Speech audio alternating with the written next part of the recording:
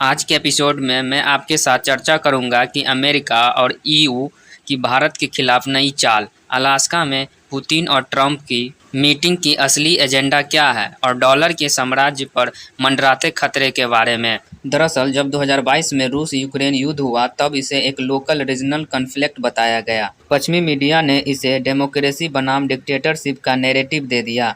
लेकिन 2 साल बीत गए और 2 साल के बाद तस्वीर बदल चुकी है। यह सिर्फ रूस यूक्रेन तक सीमित नहीं रहा बल्कि रूस बनाम वेस्ट हो चुका है। रूस पूरा यूरोप हो चुका है और जब अमेरिका की either you are with us or against अस वाली सोच ने इस आग में और तेल डाल दिया। हाल ही में अमेरिका के ट्रेजरी सेक्रेटरी स्टॉक बेसेट ने ब्लूमबर्ग टीवी पर एक इंटरव्यू दिया। उनके शब्दों में कि अगर मुझे लगा कि अलास्का में ट्रंप पुतिन वार्ता सही दिशा में नहीं की गई हो तो भारत पर लगेंगे सेकेंडरी टैरिफ और बढ़ा दिया जाएगा। और इतना ही नहीं, उन्हें ईयू से कहा कि आप भी हमारे साथ जुड़े, भारत पर अतिरिक्त टैरिफ लगाए। सवाल है क्यों?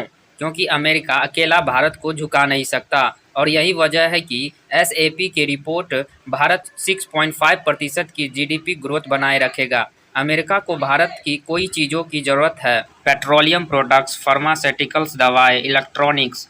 भारत यूएसए एक्सपोर्ट सिर्फ 2% जीडीपी है, मतलब अमेरिका जितना भी दबाव डाले असर बहुत कम होगा।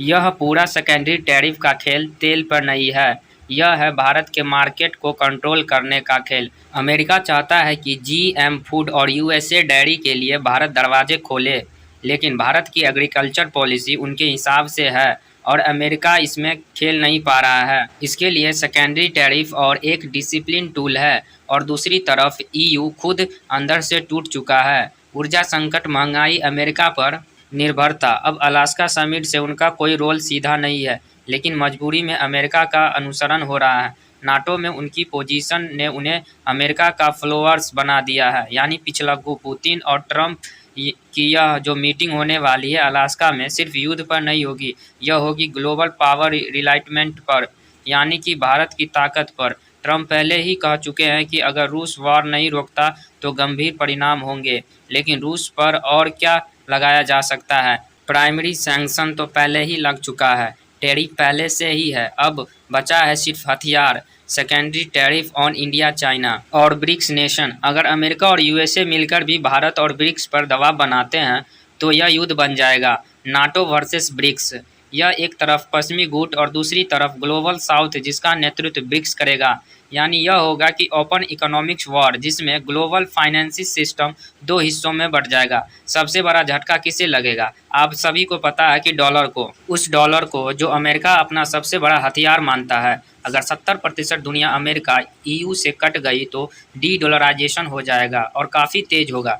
ब्रिक्स पेमेंट सिस्टम स्विफ्ट का विकल्प सक्रिय हो जाएगा, लेकिन करेंसी में ट्रेड शुरू हो जाएगा। अमेरिकी बॉन्ड की धज्जियां उड़ जाएगी और डिमांड खत्म हो जाएगा। अमेरिका का 38 से 39 ट्रिलियन डॉलर का जो कर्ज है और उसे नया लोन देने वाला कोई नहीं बचेगा। अब सोचिए, अमेरिका यह सोचता है कि जैसे यूरोपियन यूनियन को दबा लिया है वैसे भारत को झुका लेंगे, लेकिन भारत ईयू से नहीं।